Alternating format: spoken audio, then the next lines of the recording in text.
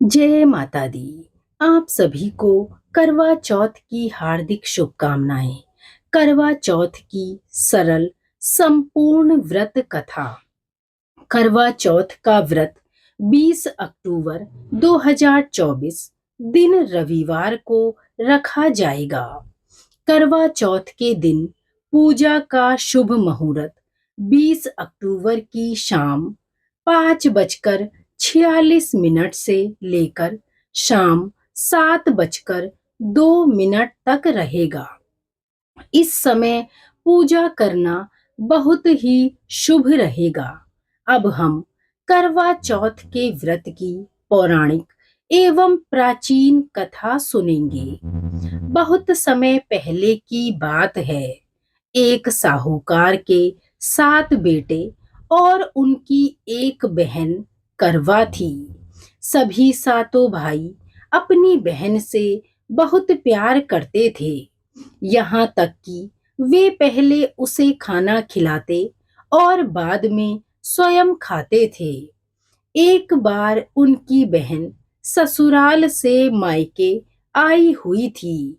शाम को भाई जब अपना व्यापार व्यवसाय बंद कर घर आए तो देखा उनकी बहन बहुत व्याकुल थी। सभी भाई खाना खाने बैठे और अपनी बहन से भी खाने का आग्रह करने लगे। लेकिन बहन ने बताया कि उसका आज करवा चौथ का निर्जल व्रत है और वह खाना सिर्फ चंद्रमा को देखकर उसे अर्घ देकर ही खा सकती हैं। चूंकि चंद्रमा अभी तक नहीं निकला है, इसीलिए वह भूख प्यास से व्याकुल हो उठी। सबसे छोटे भाई को अपनी बहन की हालत देखी नहीं जाती और वह दूर पीपल के पेड़ पर एक दीपक जलाकर चलनी की ओट में रख देता है। दूर से देखने पर वह ऐसा प्रतीत होता है कि जैसे चतुर्थी का चांद उदित हो रहा हो। इसके बाद भाई अपनी बहन को बताता है कि चांद निकल आया है, तुम उसे अर्घ देने के बाद भोजन कर सकती हो।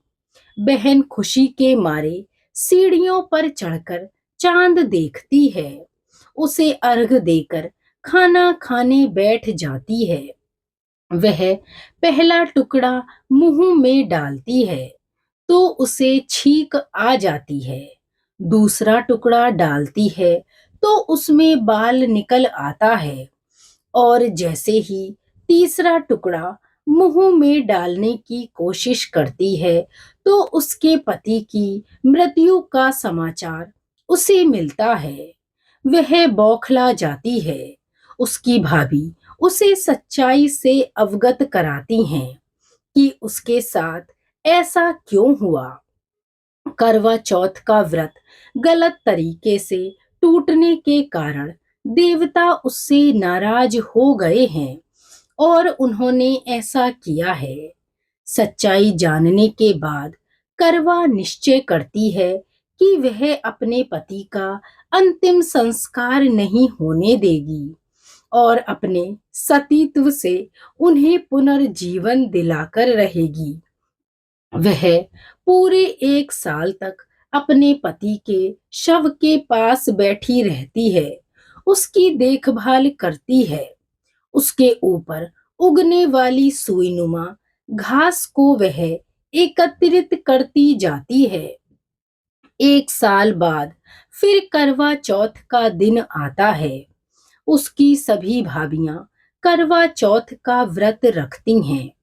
जब भाभियां उससे आशीर्वाद लेने आती हैं तो वह प्रत्येक भाभी से यम सुई ले लो, पिए सुई दे दो, मुझे भी अपनी जैसी सुहागिन बना दो, ऐसा आग्रह करती है। लेकिन हर बार भाभी उसे अगली भाभी से आग्रह करने का कहकर चली जाती है। इस प्रकार जब छठे नंबर की भाभी आती है तो करवा उससे भी यही बात दोहराती है। यह भाभी उसे बताती है कि चूंकि सबसे छोटे भाई की वजह से उसका व्रत टूटा था, अतः उसकी पत्नी में ही शक्ति है कि वह तुम्हारे पति को दोबारा जीवित कर सकती है। इसीलिए जब वह आए तो तुम उसे पकड़ लेना, और जब तक वह तुम्हारे पति को जिंदा ना कर दे उसे नहीं छोड़ना। ऐसा कहकर वह चली जाती है। सबसे अंत में छोटी भाभी आती है। करवा उनसे भी सुहागिन बनने का आग्रह करती है, लेकिन वह टाल मटोली करने लगती है। इसे देख करवा उन्हें जोर से पकड़ लेती है और अपने सुहाग को जिंदा करने के लिए कहती है। भाभी उससे छुड़ाने के लिए नोचती है, खसोटती है, लेकिन करवा नहीं छोड़ती। अंत में उसकी तपस्या को देख भाभी पसीज जाती है और अपनी छोटी अंगुली को चीरकर उसमें से अमृत उसके पति के मुंह में डाल देती है। करवा का पति तुरंत श्री गणेश कहता हुआ उठ बैठता है। इस प्रकार प्रभु कृपा से उसकी छोटी भाभी के माध्यम से करवा को अपना सुहाग वापस मिल जाता है।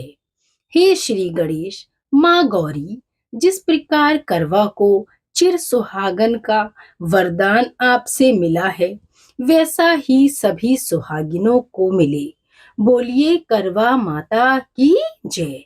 करवा चौथ व्रत की जय। हमारे साथ जुड़ने के लिए आप सभी का दिल से धन्यवाद।